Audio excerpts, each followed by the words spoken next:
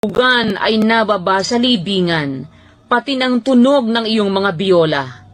Ang uod ay nangangalat sa ilalim mo, at tinatakpan ka ng mga uod. Ano't nahulog ka mula sa langit, o tala sa umaga, anak ng umaga? Paanong ikaw ay lumagpak sa lupa? Ikaw na siyang nagpahina sa mga bansa. At sinabi mo sa iyong sarili, ako'y sasampa sa langit, aking itataas ang aking luklukan sa itaas ng mga bituin ng Diyos, at ako'y uupo sa bundok ng kapisanan, sa mga kaduluduluhang bahagi ng hilagaan. Ako'y sasampa sa itaas ng mga kaitaasan ng mga alapaap, ako'y magiging gaya ng kataas-taasan. Gayunmay, mabababa ka sa libingan, sa mga kaduluduluhang bahagi ng hukay. Silang nakakakita sa iyo ay magsisititig sa iyo.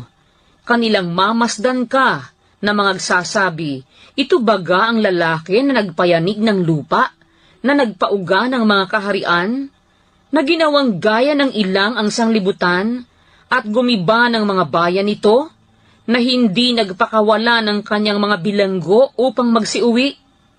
Lahat ng mga hari ng mga bansa, silang lahat, nangatutulog sa kaluwalhatian, bawat isa'y sa kanyang sariling bahay. Ngunit ikaw ay natapon mula sa iyong libingan, na gaya ng kasuklam-suklam na sanga, gaya ng bihisa ng mga patay, na tinaga ng tabak, na bumaba sa mga bato ng hukay, gaya ng bangkay na nayapakan ng paa.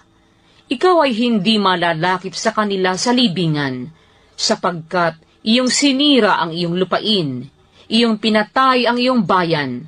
Ang angka ng mga manggagawa ng kasamaan ay hindi lalagi magpakailanman. Maghanda kayo na pumatay sa kanilang mga anak dahil sa kasamaan ng kanilang mga magulang, upang sila'y huwag magsibangon at ariin ang lupain at punuin ang ibabaw ng lupa ng mga bayan.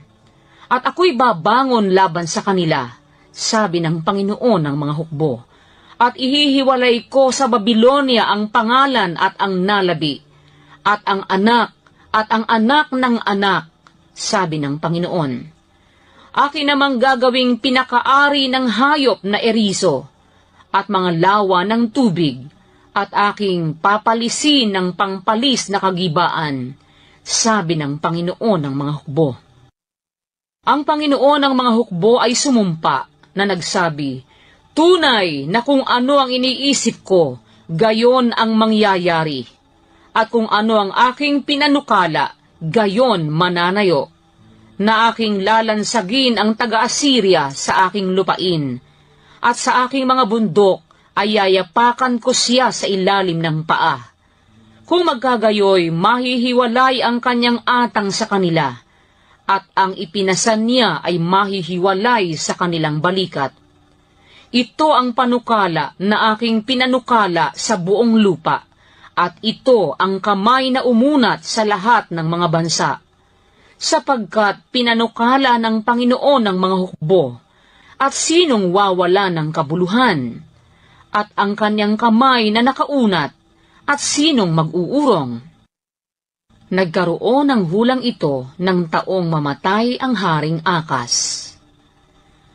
Ikaw ay huwag magalak, ikaw na buong Filistia, sa pagkabali ng pamalo na sumakit sa iyo, sapagkat sa ahas ay lalabas ang ulupong, at ang kanyang anak ay magiging mabangis na ahas na lumilipad.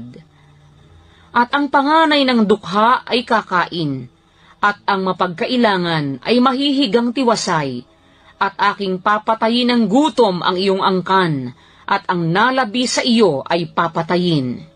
Ikaw ay umungal o pintuang bayan, ikaw ay humiyaw o bayan, ikaw ay napugnaw o ikaw na buong Filistia, sapagkat lumalabas ang usok na mula sa hilagaan, at walang malalabi sa kanyang mga takdang panahon.